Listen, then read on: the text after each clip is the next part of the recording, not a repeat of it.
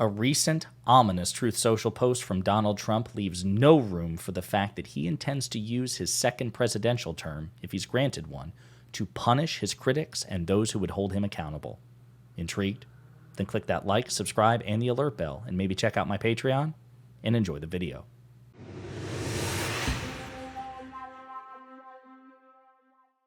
So the thing that people need to consistently remember about Donald Trump is that even though he is, a pathologically lying, malignant narcissist and a probable sociopath, he's not a supervillain in the sense that we are used to in pop culture. He is not Emperor Palpatine. He is not Littlefinger. He's not one of the great schemers of fiction, because he's very mask off. He's very obvious about what he intends. He forecasts it. He telegraphs it. He tells you very clearly in no uncertain terms what to expect, which is part of the reason why I've long been frustrated by Republicans, even like Liz Cheney and Adam Kinzinger and Chris Christie, who have since become outspoken critics of Trump, because they pretend that they had no idea what kind of person he was. Like, again, he was some sort of great deceiver. Like, he pretended to be one thing and then revealed himself to be the exact opposite, again, like a Palpatine in Star Wars.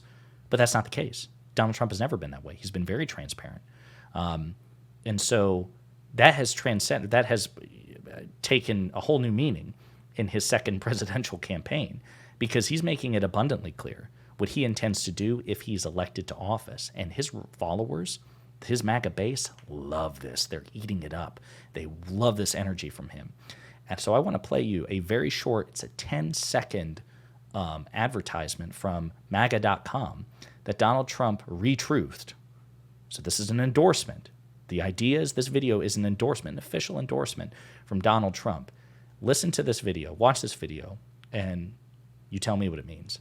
If you fuck around with us, if you do something bad to us, we are going to do things to you that have never been done before.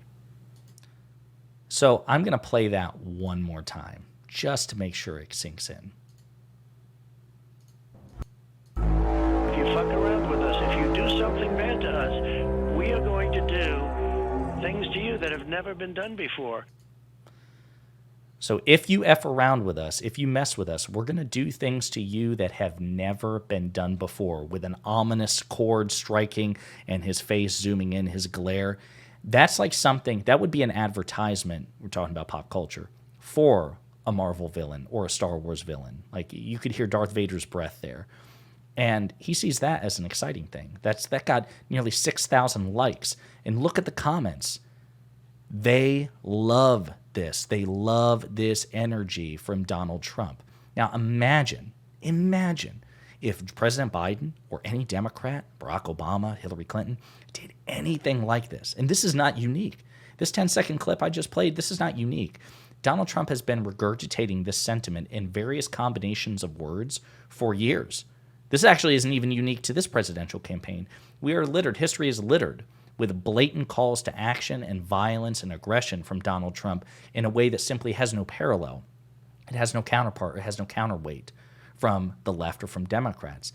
This man is uniquely mask-off, fascistic, and dangerous. This should be eminently disqualifying.